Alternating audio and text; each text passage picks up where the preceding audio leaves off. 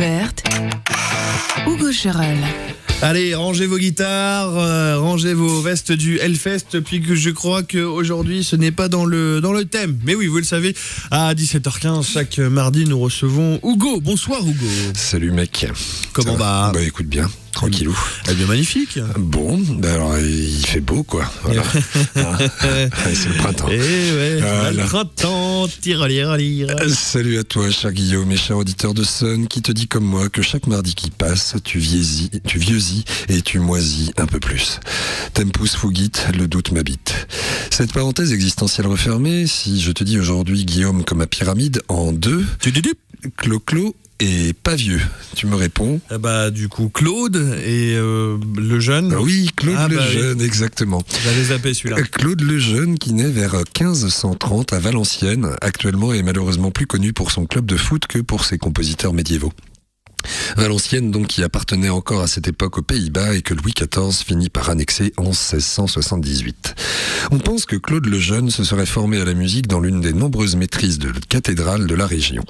Calviniste, c'est-à-dire protestant tendance rigolote, il bénéficiera rapidement de la protection de Guillaume d'Orange et il s'inscrit dans la tradition de ce que l'on appelle l'école franco-flamande, une vague musicale de la Renaissance issue de Liège, du duché du Luxembourg, des Flandres et qui s'étend sur un siècle à peu près de 1420 à 1520.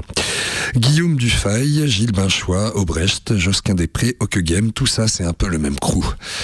Sans rentrer dans des détails d'exégèse musicologique que le simple mélomane que je suis ne maîtrise pas, ils ont recours entre autres à des techniques de polyphonie jusque-là inusitées.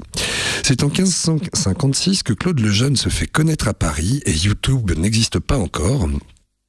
Et il publie ses 10 psaumes David. Et oui, l'imprimerie, née quelque temps auparavant, permet de diffuser les partitions et les idées plus rapidement. Merci Gutenberg. Ah, quel homme génial. Qui, Gutenberg ? Oui, oui, on serait mal sans lui, on serait vraiment mal. Il entre alors en contact avec un poète français, Jean-Antoine de Baïf, avec lequel il composera d'arrache-pied. Car en effet, Claude Lejeune mettra en musique des centaines de poèmes de Jean-Antoine de Baïf, un pote de Ronsard, membre de l'Académie de musique et de poésie, ainsi que de la Pléiade. Car le grand jeu des humanistes à cette époque foisonnante de réforme musicale, c'est de mettre en musique des vers en pieds mesurés à l'antique. Il s'agit de scander des vers en français en suivant le métronome de la scansion latine ou grecque que l'on avait perdu depuis. C'est ainsi que Claude Lejeune composera Le Printemps, un recueil de chansons sur lequel je vous propose de nous arrêter sans plus tarder avec Ces amoureux n'ont que douleur et tourment.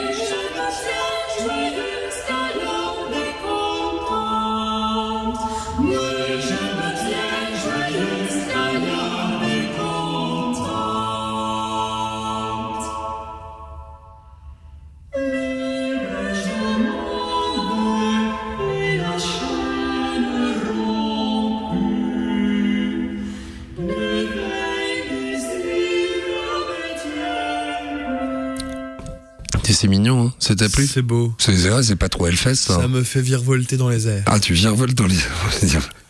J'en attendais pas moins de toi. Voilà, donc on est en pleine époque des cols à fraises. Moi j'aimais bien, j'en ai pas. Il y a Saint-Barthélemy le 24 août 1572 et Lejeune compose des messes, des psaumes, etc.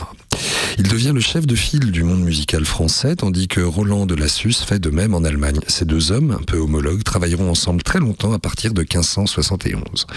On sait qu'ensuite, mais alors on ne sait pas trop si c'est entre 1579 et 1582, Claude Lejeune est nommé maître de musique à la cour du roi Henri IV. Les guerres de religion font des carnages quotidiens et en 1589, Claude Lejeune doit s'enfuir quand Paris est assiégé.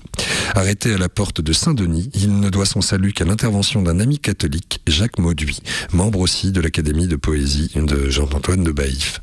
Il trouvera protection à La Rochelle, enclave protestante de l'époque. Lionel Jospin, si jamais tu nous écoutes, Big up. Big up. Puis, les éléments biographiques se font rares dans sa dernière décennie. Son nom apparaît sur les registres du personnel de la Maison du Roi en tant que maître de musique ordinaire de notre chambre. Ce que l'on sait, c'est qu'il est enterré en 1600, il a aux alentours de 70 ans, avec tous les honneurs à Paris, ce qui n'a pas empêché qu'il tombe dans un oubli relatif. Relatif, car je tenais à le faire passer sur scène, et c'est chose faite. On lui doit donc des messes, des centaines de psaumes calvinistes, un Magnificat et de très nombreuses chansons profanes. Alors, cher auditeur de Sun, cher Guillaume, toi qui moisis, toi qui vieuxis, écoute les jeunes pour rester jeune. Et je vous propose, cher auditeur, cher Guillaume, de nous quitter sur Revoici venir du printemps, interprété par l'ensemble Guelgas, lui-même dirigé par le génialissime Paul Van Nevel, qui mériterait bien une chronique à lui tout seul. C'est un peu comme Dès que le printemps revient de Hugo Frey, mais en mode Renaissance, quoi. Ah ouais, c'est sympa. Ouais, voilà. Donc célébrons le printemps. Et sur ce, je vous dis à la semaine prochaine pour quelque chose de très différent. On espère pas sous la pluie. Non, moi aussi. Pour être enfin raccord, parce que là, ça ne va plus. Mais ça ne va plus du Allez, tout. au revoir. Hein. Au revoir.